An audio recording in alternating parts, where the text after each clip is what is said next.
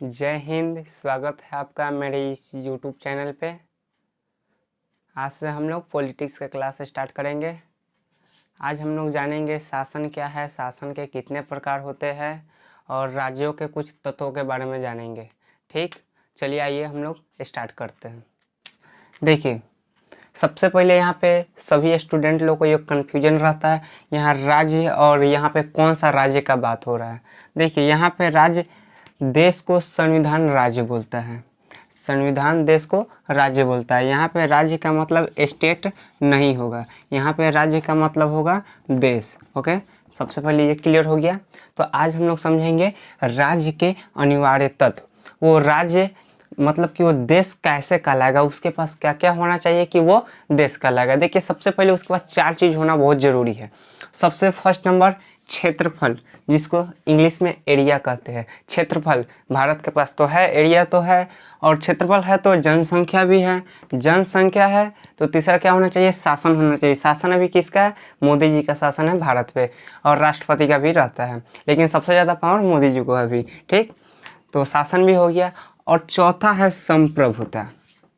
ये एक क्वेश्चन है, संप्रभुता क्या होता है। आप लोग फर्स्ट टाइम सुने होंगे या पहले भी सुने होंगे। संप्रभुता क्या है, देखिए, संप्रभुता का मतलब होता है कि जो आंतरिक और बाहरी डिसीजन बिना किसी के दबाव में लेता है, जो आंतरिक और बाहरी डिसीजन बिना किसी के दबाव में लेता है, उसे संप्रभुता कहते हैं। इसको एग्जाम्पल के माध्यम से समझते हैं। देखिए, संप्रभुता, देखिए आंतरिक, जैसे मोदी जी को नोट बदलना था, ये क्या है, आंतरिक संप्रभुता है। उनके पास संप्रभुता था तो वो क्या किए, नोट बदल दिए।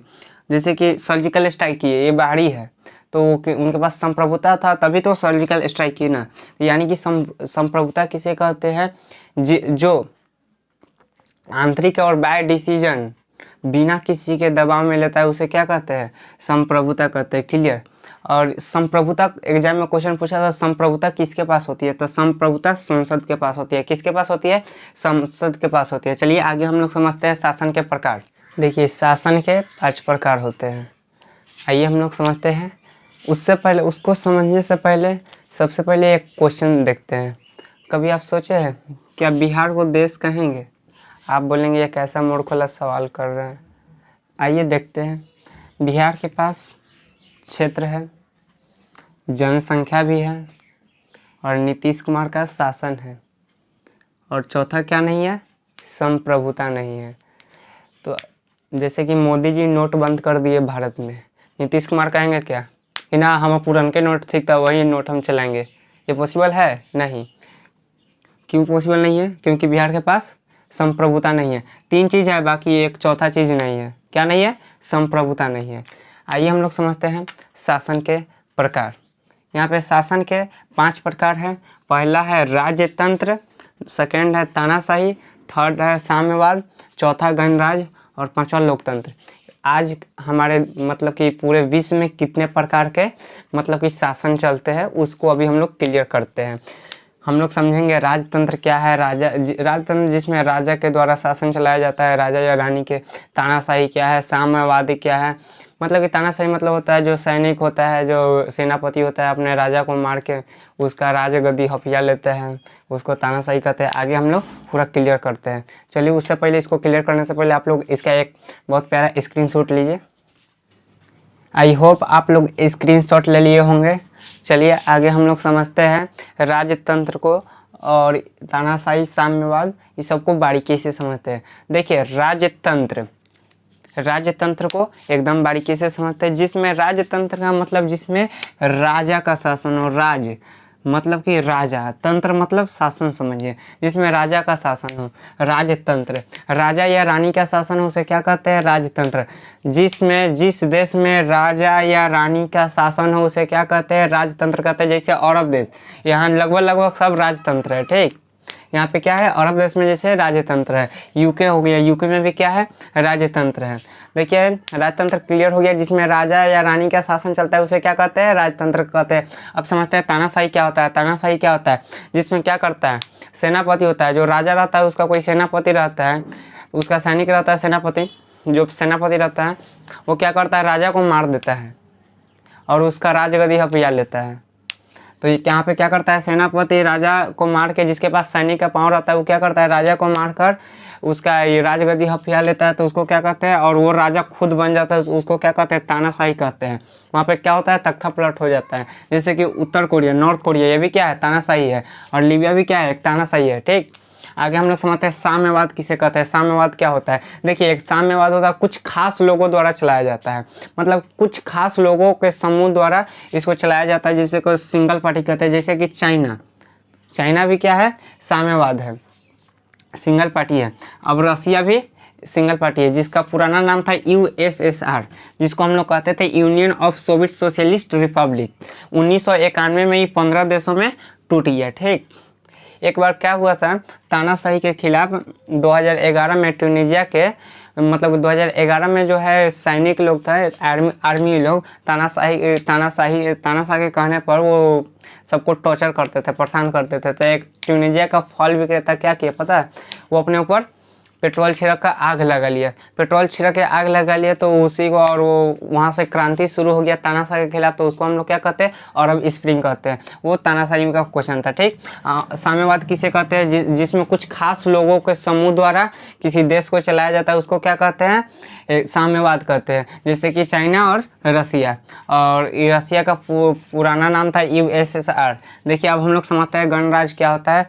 देश का प्रमुख का चुनाव होता है, देश के प्रमुख का चुनाव होता है, जैसे कि राष्ट्रपति का प्रमुख का चुनाव, तो देश का प्रमुख का चुनाव होता है राष्ट्रपति। ये चुनाव अप्रत्यक्ष होता है। आगे समझेंगे प्रत्यक्ष क्या होता है, अप्रत्यक्ष क्या होता है, इसको आगे हम लोग पूरा बढ़िया से क्लियर करेंगे।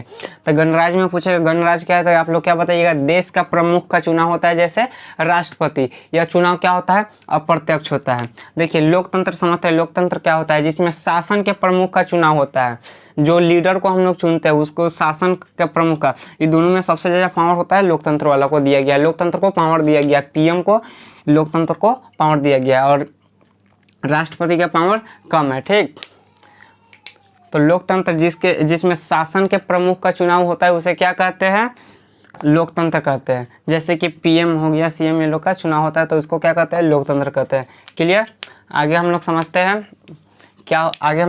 प्रत्यक्ष क्या होता है, अप्रत्यक्ष क्या होता है, इसको पूरा बारीकी से क्लियर करेंगे। जब तक आप लोग इसका एक स्क्रीनशॉट लीजिए। आई होप आप लोग स्क्रीनशॉट ले लिए होंगे। चलिए अभी हम लोग समझते हैं लोकतंत्र के प्रकार। लोकतंत्र कितने प्रकार के होते हैं, देखिए यहाँ पे डेमोक्रेसी में लोकतंत्र 2 प्रकार के होते हैं। देखिए लोकतंत्र क्या होता है, वो अभी हम लोग बताए, जिसमें शासन के प्रमुख का चुनाव होता है। ठीक, अभी हम लोग समझते हैं अप्रत्यक्ष लोकतंत्र क्या होता है, प्रत्यक्ष लोकतंत्र क्या होता है। ठीक, देखिए अप्रत्यक्ष लोकतंत्र जो होता है, जिसको इंग्लिश में इनडायरेक्ट डेमोक्रेसी कहते हैं। क्या कहते हैं, इनडायरेक्ट डेमोक्रेसी कहते हैं। ठीक, और प्रत्यक्ष लोकतंत्र में होता है कि जिसको इंग्लिश में क्या कहते हैं, डायरेक्ट डेमोक्रेसी कहते हैं। देखिए यहाँ पे लोकतंत्र मतलब कि जीने का आज़ादी है। तो अप्रत्यक्ष लोकतंत्र, जैसे कि अब मान लिए भारत है, भारत में इतना करोड़ जनसंख्या है, तो क्या सब कोई अपना अपना नियम बनाएगा लोकतंत्र, तो फिर तो दिक्कत हो जाएगा ना। और प्रत्यक्ष लोकतंत्र जैसे कि स्विट्जरलैंड में लागू होता है, वहाँ पे छोटा सा देश है, तो वहाँ पे जनसंख्या कम है, इसीलिए वहाँ पे ये लागू होता है। ठीक, तो अप्रत्यक्ष लोकतंत्र में क्या होता है कि 10 लाख पर एक सांसद का चुना जाता है, और वो जाके सांसद में क्या करता है, नियम को बनाता है, कानून को बनाता है, क्या करना चाहिए, कैसे क्या करना चाहिए, कैसे क्या नहीं करना चाहिए। देखिए यहाँ पे अप्रत्यक्ष लोकतंत्र यहाँ पे 2 भागों में बांट दिया गया है। देखिए पहला लोकतंत्र अध्यक्षात्मक, मतलब कि जिसको अध्यक्षात्मक, और दूसरा क्या है, संसदीय। तो अध्यक्षात्मक मतलब होता है पहला, उसमें औपचारिक और वास्तविक होता है। कोई भी देश में दो चीज़ होता है, एक औपचारिक होता है, एक वास्तविक होता है। औपचारिक में राष्ट्रपति और वास्तविक में प्रधानमंत्री। देखिए तो यहाँ पे